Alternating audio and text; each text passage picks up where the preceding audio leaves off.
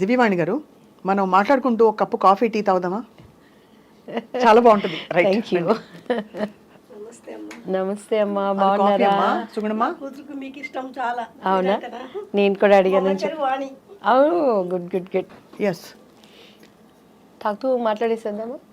మీరు రాముయిజం గారు, కానీ రాముని మాత్రం మీరు హైప్ చేశారండి. మీకు దెబ్బలేస్తాను నేను తీసుకు. అవునా? ఎందుకు హైప్ చేయడం? ఆయనే హైప్, నేనే హైప్ కాదు అసలు. అటువంటి ఇంట్రెస్ట్ మనం ఎంకరేజ్ చేయకూడదు. ఎందుకు? ఏమి ఇంట్రెస్ట్ లో చూద్దాం, మాట్లాడదాం తప్పకుండా. ఇప్పుడు వద్దులేండి కాంట్రవర్సీ. చెప్తాను కూడా నేను. చెప్పండి, అదేం పర్లేదు.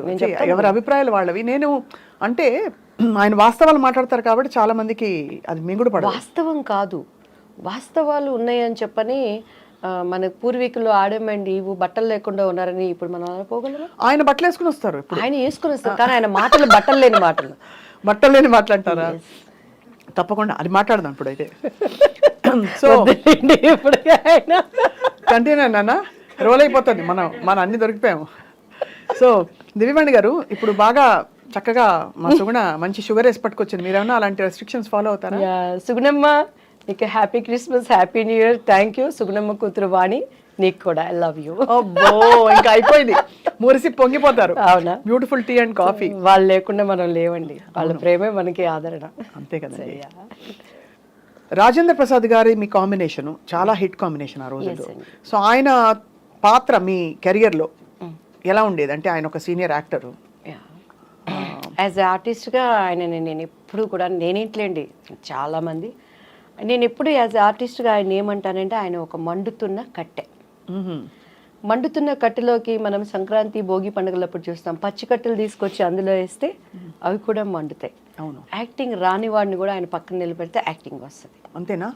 అండ్ ఇంకొకటి ఆయనలో గ్రేట్నెస్ ఏంటంటే ప్రతి దాంట్లో హీ విల్ ఇన్వాల్వ్డ్. అవతలోళ్ళు తిట్టుకున్నా పర్వాలేదు, అవతలోళ్ళు నసికినా పర్వాలేదు, డైరెక్టర్ ఏమనుకున్నా పర్వాలేదు, కో ఆర్టిస్ట్లు ఏమనుకున్నా పర్వాలేదు, కానీ అన్నీ తానైపోతాడు. ఈ సెట్ కానీ నా క్యారెక్టర్ చేయించడం కానీ, అంటే తను ఏంటంటే అంతా బాగుంటేనే కదా సినిమా సక్సెస్ అనే స్వభావం ఉన్న వ్యక్తి.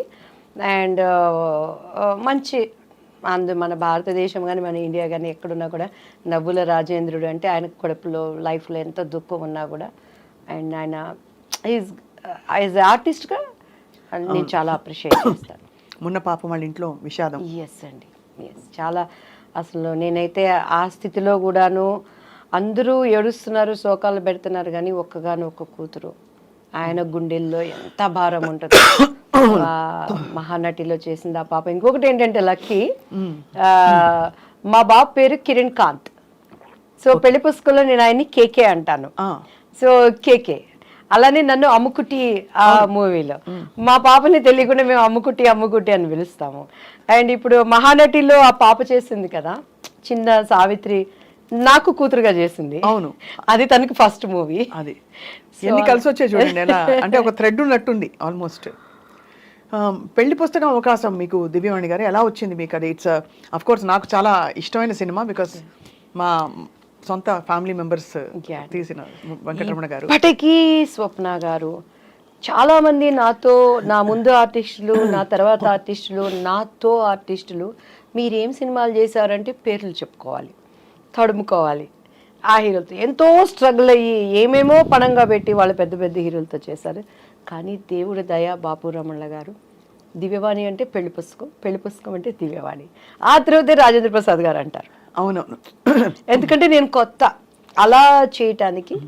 అండ్ అది అసలు నేనైతే సినిమా ఇండస్ట్రీలో అలసిపోయి, నేను సినిమా ఇండస్ట్రీకి సెట్గానేమో నిజంగా వెళ్ళిపోయి పెళ్లి చేసేసుకొని అంటలు తోక్కుంటాను, ఏదో ఒకటి చేసుకుంటా ఉండొచ్చు. మా బావ ఉండేవాడు, మా అత్తయ్య గారు అబ్బాయి, మా అత్తయ్య గారు అబ్బాయి నేను పెళ్లి చేసేసుకుంటాను, నన్ను పంపించేయండి అన్న టైంలో బాపు గారి దగ్గర నుంచి కాల్ వచ్చింది. ఇట్లా బాపు గారు చూస్తారంటే ఈయన కూడా అంతే, అందరూ డైరెక్టర్ లాగానే ఉంటారు, వేవేవో మాట్లాడతారు, నేను అలా ఉండను అంటాను. ఇంటికి వచ్చినాక మా అమ్మ ఇండైరెక్ట్గా తిడుతుంది, డైరెక్ట్గా తిడితే మళ్ళీ నన్ను భరించలేరు ఎవరు, ఇండైరెక్ట్గా తిడుతుంది. నేను ఇంకా ఏడ్చుకుంటా చీదుకుంటా ఉంటాను, నన్ను పంపించండి నేను మళ్ళీ చదువుకుంటాను అంటాను. ఇది కూడా అంతేలే అని చెప్పని తలకు బాగా నూనె పెట్టుకున్నాను. అప్పుడు చీర కట్టాలంటే మమ్మీనే కట్టేవాళ్ళు, నాకు అంత కట్టుకోవటం రాదనమాట. సో బాపు గారి దగ్గరికి వెళ్ళినప్పుడు తలకి లక్ ఏంటంటే ఆ రోజు తలస్నానం చేయలేదు, తలకు నూనె పెట్టుకున్నాను. ఆ హోమ్లీ కావాలనేది నాకు తెలీదు. మీకు ఇక మీరు మన రమణ గారి ఫ్యామిలీ అని అంటే మీకు తెలుసు కదా, బాపు గారి రూమ్ పైన పెద్ద రూమ్, అన్ని పుస్తకాలు, చిన్న ఆయనగా ఆయన కూర్చొని బొమ్మలు గీసుకుంటున్నారు. మన రమణ గారు ఉన్నారు కదా, రమణ గారు తీసుకెళ్లారు. ఈ అమ్మాయి కొత్త అమ్మాయి అండి దివ్యవాణి గారు అనగానే చూశారు బాపు గారు, నమస్కారం అండి అని కూర్చున్నాను నేను. ఇది జుట్టు మీ సొంత జుట్టు అండి అని అన్నారు. అవును సార్ అన్నాను. ఇట్లానే ఉండాలి మూవీలో అన్నారు. సరేనండి అని, ఎందుకంటే నేను ఓకే అవననేది నాకు లోపల ఒక అభిప్రాయం. బట్ నాకు అప్పుడు బాపు గారి విలువ నాకు నిజంగా తెలియదండి. బాపు గారు ఎంత గొప్ప మనిషి, ఎందుకంటే నేను సినిమాలు చూసేదాన్ని కాదు. ఈ క్వార్టర్లీ హాఫ్ ఇయర్లీ ఎగ్జామ్స్ వస్తే ఒక సినిమా, అది కూడా అప్పుడు మనకు తెలిసిన హీరోలు ఎవరు, శోభన్ బాబు, కృష్ణ. మా అన్నయ్య ఏమో కృష్ణ ఫ్యాన్స్, మేమేమో శోభన్ బాబు ఫ్యాన్స్. ఈ 2 సినిమాలు అంటేనే ఇంట్లో అడుక్కుంటే కానీ పంపించండు మా నాన్నగారు. అట్లా నేను పెరిగిన దాన్ని. లోతుగా సినిమా ఏంటి, పరిజ్ఞానం ఏంటండి. ఇప్పుడు రాజేంద్ర ప్రసాద్ గారు వీళ్ళందరూ ఏం చెప్తారు, మేము ఏంటి డబ్బింగ్ 75 పైసలకు చెప్పాము, అన్నం లేకుండా ఉన్నాము, దీని మీద కసితో వచ్చాము. సూపర్ స్టార్ కృష్ణ గారు కానీ ఇప్పుడున్న మెగాస్టార్లు కానీ. నాకు అట్లంతా నేను రాలేదు, తేపడ్డాను కాబట్టి నాకు అసలు సినిమాలు ఇవన్నీ తెలియదు అనమాట. సో బాపు గారి విలువ తెలియకుండా అప్పుడు ఆయన ఏమడిగారంటే, మా అమ్మగారు అన్నారు, మిస్సమ్మ సినిమా చూసామమ్మ అన్నారు. నిజంగా పా సినిమాలు ఏం చూస్తాం, ఈ ట్రెండ్లో పెరిగిన వాళ్ళం. మా అమ్మ ఇంకా చూస్తే ఇట్లా అన్నారు, అమ్మ అంటే చూశానని చెప్పానంటే చూశాను సార్ అన్న. నిజంగా నేను మిస్సమ్మ చూడలేదు, అబద్ధం, ప్రామిస్ అబద్ధం చెప్పాను. మళ్ళీ ఇంటికి వెళ్ళినాక మొట్టికాయలు పడతాయి, పప్పు గుత్తికారతో డబ్బులు పడతాయి. ఎవరు పడతారు ఎవరు చూసి చూశాను సార్ అన్న. కానీ సేమ్ అందులో క్యారెక్టరే మీది అని అన్నారు. అలాగే సార్ అన్నాను. నీకు కాళ్ళు చూపియమ్మ అన్నారు. మా అమ్మాయికి ఇలా చూసాను. మా అమ్మగారు పాప ఆమె భయపడతా, ఈ అవకాశం అన్నా మా అమ్మాయికి రావాలి, ఏదో ఒకటి మా అమ్మాయి ద్వారా మేము ఇండస్ట్రీలో ప్రూవ్ చేసుకోవాలని కాళ్ళు చూపించాను. ఎందుకంటే ఆ మూవీలో ఎక్కువ కాళ్ళకి షార్ట్స్ ఉంటాయండి. మహానుభావులు. నా స్టోరీ నాకు మిస్సమ్మ సినిమా మళ్ళీ చూడమ్మా అని అన్నారు. అలాగే సార్ అని చెప్పాను. ఇంటికి వెళ్ళిపోయాను. టక్ టక్ టక్ టక్ అగ్రిమెంట్, డేట్స్ ఫిక్స్ అయిపోయినాయి. 45 days కంటిన్యూస్గా షూటింగ్. అమ్మ అన్ని మాట్లాడేశారు, డబ్బులు ఏమిటి అసలు, ఎన్ని రోజులు? రమణ గారు ఉన్నారు, మన మేనేజర్ రమణ గారు, ఇప్పటికే ఆయనే ఉన్నారు. శ్రీరమణ గారు అంతా మమ్మీ మాట్లాడుకున్నారు. శ్రీరమణ గారు అంటే పెద్దవారు? నో ఇప్పుడు ముళ్ళపూడి వెంకటరమణ గారు, బాపు గారు. శ్రీరమణ గారు ఈజ్ ద ఇంకా పర్మనెంట్ కుటుంబ సభ్యులు. అవును, ఆయన అదే శ్రీరమణ గారు అంటే ఆయనే కదా. శ్రీరమణ గారు అంతా మాకు మమ్మీతో మాట్లాడారండి. నెక్స్ట్ డే ఆంధ్రజ్యోతి, ఈనాడు, బాపు బొమ్మ దివ్యవాణి అని వచ్చింది.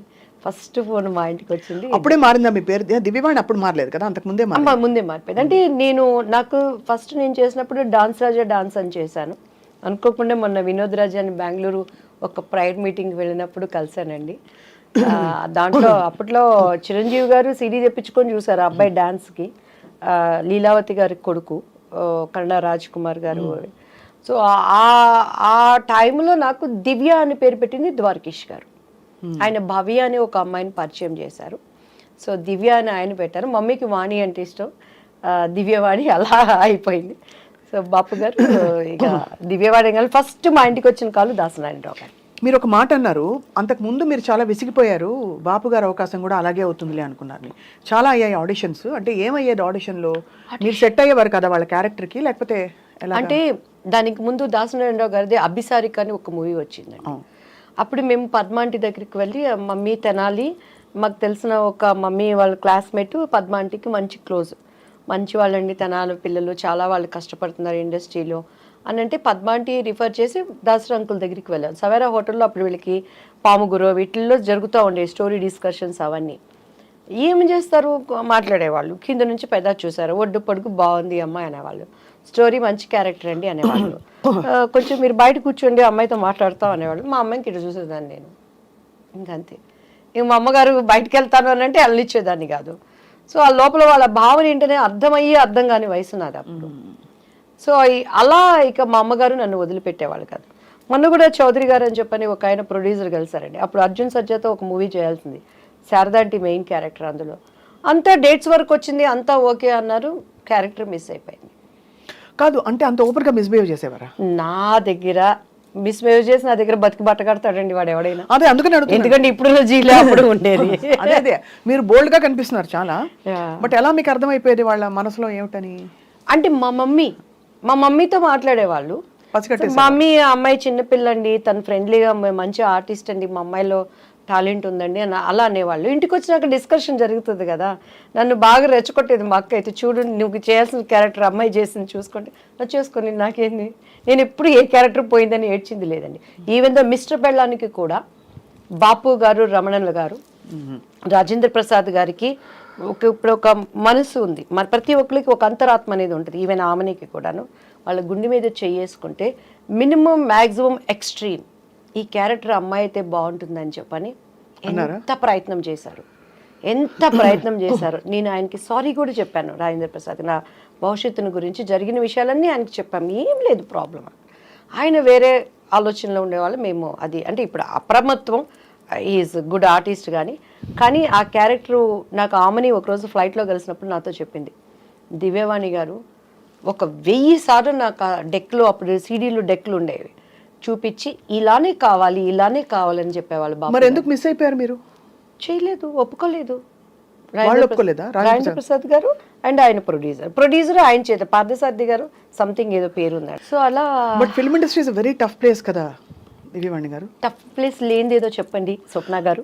అలా కాదు, రిలేటివ్లీ నేను మీరు అన్నది రైటే, అన్ని ప్లేసెస్ లో టఫ్ ప్లేసే. పనమ్మాయి మన ఇంటికి వచ్చి ఒక పనమ్మాయి పని చేస్తుంది. ఆ అమ్మాయి పొద్దున్న లేసిన దగ్గర నుంచి, రోడ్డు మీద నడుచుకొని వచ్చే దగ్గర నుంచి, ఇంట్లో పని చేసి తను ఓనర్ అనేవాడి దగ్గర నుంచి ఆడదానికి తిరిగి వెళ్ళటానికి టఫ్ కాదు, చాలా టఫ్, ఎక్కడ టఫ్ అక్కడ. కానీ ఇక్కడ ఎంత మొహమాటంగా అందంగా ఉంటుందంటే మీరు చెప్తున్న సన్నివేశాలు ఆలోచిస్తే, ఇప్పుడు అమ్మగారు ఎంత అర్థం చేసుకుని మిమ్మల్ని తప్పించుకుని కాపాడుకుని జాగ్రత్తగా నెట్టుకొచ్చారు. మీరు చెప్పారు, అదే చెప్తున్నాను, అలా చేయలేని పరిస్థితులు చాలా మందిని చూసాను. నాకు ఆర్టిస్టుల్ని చెప్పడం ఎందుకులే గానీ అన్నల దగ్గర అంటే కొంతమందికి అది తప్పు అనిపించకపోవచ్చు, అది వాళ్ళ చాయిస్. నేను తప్పని నేను ఎప్పుడు అంటలేదు. నవేడేస్ ఇప్పుడు కూడా నేను అంటున్నాను, నవేడేస్ అవనేది ఫ్యాషన్ అయిపోయింది, కామన్ అయిపోయింది, అది ఎంజాయ్మెంట్ అయిపోయింది. నేను తప్పని ఇప్పటికీ నేను చెప్పట్లేదు. 2 చేతులు కలిస్తేనే చెప్పట్లు, చేతులు కలవనప్పుడు ఈ చేయిగా ఉంటుంది. కాకపోతే మనం అనుకున్న విధంగా హైప్ అవ్వలేవు చెప్పని. దేవుడు అనేవాడు ఒకటి ఉంటాడు, న్యాయం అనేది ఒకటి ఉంటుంది. మన అంతరంలో ఒక ఆలోచన పుట్టక ముందే ఈ నోస్ వాట్ ఈజ్ మనం ఆలోచిస్తున్నాం అనేది, దానిని నిలబెట్టేవాడు ఆయన. సో అది నన్ను ఇంతవరకు నిలబెట్టింది. ఎంతమంది ఉన్న తెలుగు చరిత్ర ఉన్నంత వరకు నా శత్రువు అయినా నా మిత్రువు అయినా ఆ పని అనేది ఉండాల్సిందే. నన్ను అంగీకరించేవాళ్ళైనా అంగీకరించిన వాళ్ళైనా ఆ పాట అనేది దేవుడు అలా దానిని జతపరిచాడు అనుకుంటానండి. అండ్ ఎస్పెషల్లీ బాపు రమణల గారు అసలు ఇండస్ట్రీకి వాళ్ళు విరుద్ధమైన వ్యక్తులు, అంటే వాళ్ళ మనస్తత్వాలు అంత స్వచ్ఛంగా ఉంటాయని. స్వచ్ఛమైన మనుషులు. నాకు జరిగిన అన్యాయానికే మళ్ళీ పాపం వాళ్ళు పెళ్లి కొడుకు మూవీ తీసి అందులో నాకు తెలిసి లాస్ వచ్చింది. అదే అప్పుడు బంగారు పిచ్చి కానీ విజయ నిర్మల్ గారు చేసిందనమాట. సో నరేష్ గారు నేను చేశాము. అది అక్కడేమో చంద్రమోహన్ గారు విజయ నిర్మల్ గారు చేశారు. సో సేమ్ స్టోరీ, ప్రజలకు అంతా ఎక్కక అది అనుకున్న విధంగా ఆడలేకపోయింది. బట్ నాకు మంచి పేరు వచ్చింది. దానికోసము వెంకటరమణ గారు తన పక్కనున్న సైటుకి అప్పుడు ఫైనాన్షియల్ దీనికి బాపు గారు ఇచ్చేశారు. అంత స్నేహబంధం వాళ్ళు అసలు చూస్తే రిలేషన్స్ అనుకుంటాం కానీ స్నేహితులు అనేది చాలా రోజుల వరకు నాకే తెలియదండి. సో అన్నీ ఉన్న విస్తరాకు అణిగి మణిగి ఉంటుంది అనడానికి. అవును, ఇండస్ట్రీలో ఉండే పద్ధతులకి విరోధమైన వాళ్ళు అండ్ నాకు మనసున్న మనుషులు. నేను బాపు గారితో న్యూ ఇయర్ టైంలో ఆటలు కూడా ఆడాను ఆయనతో. మొన్న కూడా రోజా ఒకసారి దుబాయ్లో బాపు గారికి లైఫ్ టైమ్ అచీవ్మెంట్ అవార్డు ఇస్తున్నప్పుడు చెప్పింది, ఒక ఆడది అందగత్తె అంటే ఎన్ని అవార్డ్స్ రివార్డ్స్ వచ్చినా బాపు బొమ్మ అనేది అది ఒక క్రెడిట్. అది దివ్యవాణి కొట్టేసింది. నాకు చాలా జెల్సీగా ఉండేది. ఫుల్ లెంగ్త్ నేను క్యారెక్టర్ ఆయన దగ్గర నేను చేయలేకపోయాను. అఫ్కోర్స్ ఆ తర్వాత నేను అదేంటి ఒక మూవీ చెప్పిందండి ఎన్టీఆర్ గారిది ఏదో, దాంట్లో నేను ఒక సాంగ్ చేశాను నేను అని చెప్పాను. అది అంటే ఆడవాళ్ళంటే అందరూ అందమే, అందరూ బాపు బొమ్మలే. ఎస్పెషలీ బాపు బొమ్మ అంటే ఆయన జనరేషన్స్ ఎంతమంది చేసిన, అవును వాణిశ్రీ గారు వాళ్ళు చేసిన, నా జనరేషన్స్ ఎంతమంది చేసిన, ఆమెని నేను ఎంతమంది, నా తర్వాత జనరేషన్ చార్మి వాళ్ళు మిగతా వాళ్ళు ఎంత చేసినా బాపు బొమ్మ అంటే దివ్యవాణి. అది నా ఇంటి పేరుగా మార్చబడింది కదా, అదే నాకు దేవుడిచ్చిన ఒక ధన్యత అండి. అదే మరి చారెడు బారెడు పిడికెడు గుర్తుందా? పిడికెడు నల్లని కూరలు బారెడు. ఆ జడ పట్టుకున్నప్పుడు మీరు చూడండి, ఆ షార్ట్లో చూస్తే నా కళ్ళన్నీ ఎర్రగా ఉంటాయి అనమాట. అప్పటికే ఒక యుద్ధం అయిపోయేది నా మీద, ఇన్ని నిందలు, ఏడ్చి ఏడ్చి ఏడ్చి షార్ట్ రెడీ అనగానే వెళ్ళిపోయేది అనమాట మళ్ళీ. అట్లా వర్క్ మీ డైలాగ్ మేము వాడేసుకుంటుంటాం, చెంగల్పట్టి శాంతారాం అంటే మీరే కదా. అదోటి అమ్ముకుట్టి అమ్ముకుట్టి మనసిలాయో కిట్టమూర్తి కిట్టమూర్తి తెలుసులే ఓయ్ ఓయ్. అందులో కూడా రమణ గారి ట్యాగ్ ఉంటుందండి ఆ సాంగ్స్. అండ్ అందులో స్వప్న గారు నా జీవితానికి నేను అన్వయించుకునే డైలాగుల్లో ముఖ్యమైనది, అండ్ రాజేంద్ర ప్రసాద్ గారు చెప్తారు ఒక డైలాగు. నేను అక్కడికి వెళ్ళి డ్యాన్స్ నేర్పిస్తూ అక్కడ ఉన్నప్పుడు మంచి చెడులు రాసులు పోసుకొని ఉండవట. అవును, అవకాశము ఉంటే మంచివాడు కూడా చెడ్డవాడిగా మారుతాడు, అవకాశం లేకపోతే చెడ్డవాడు కూడా మంచివాడిగా ఉంటాడు. కస్టమ్స్ అండ్ సుఖమ్స్, ద కాంబినేషన్ ఈజ్ లైఫ్. అంతే, పర్ఫెక్ట్ కదా అది. నా జీవితంలో ప్రతి చోట ఎదురయ్యే బిట్స్లో ఎంత అనుభవంతో, ఎంత జ్ఞానంతో ఆయన ఆ డైలాగ్ రాశాడు. ప్రతి మనిషికి ఒక్కొక్క మనిషిలో ఉండే కలర్స్, నటన, నా బిడ్డలు కానీ బయట వాళ్ళు కానీ నమ్మిన వాళ్ళు కానీ బయటకు వచ్చేటప్పుడు అంతా మంచి చెడులు రాసుకు పోసుకొని ఉండవు. అవకాశం ఉందంటే మంచోడు కూడా చెడ్డోడు అయిపోతాడు, అవకాశం లేకపోతే చెడ్డోడు కూడా గప్చిప్ సాంబార్ పుడ్డి. నేను మంచోడి. సో అలా లైఫ్లో. అండ్ నా లైఫ్ ఏంటంటేనండి, మా మమ్మీ దగ్గర ఏం తెలీదు, మా ఆయన దగ్గర అంతకన్నా తెలీదు. ఇప్పుడు ఈ 5 ఏళ్ళు దేవుడి నిమిత్తమై నేను బయటకు వస్తున్నప్పుడు, పాలిటిక్స్లోకి వచ్చినాక, ఓ ఇది ఇలా ఉంటారా, ఓ ఇది ఇలా ఉంటారా, వాళ్ళు ఇలా ఉంటే నేను ఇలానే ఉంటాను, అది నష్టమైనా నిజాన్ని బ్రతికించుకుంటాను, అదే నా హీరో, అదే నన్ను కాపాడుతుంది అనే విధంగా వెళ్ళి ఈరోజు యథార్థవాది లోక విరోధి అనే దానికి సాదృశ్యంగా. మీరు చాలా బోల్డ్గా ఉన్నారు. అంటే మీరు ఇప్పుడు ఇంకా ఫీల్డ్లో ఉన్నట్టే, మీరు ఎంత పాలిటిక్స్లోకి వచ్చినా సినిమా ఇండస్ట్రీలో ఉన్నట్టే ఒక నటిగా మీరు ఇప్పటివరకు చెప్పిన విషయాలే ఇంత క్యాండిడ్గా ఎవరు మాట్లాడలేకపోయారు.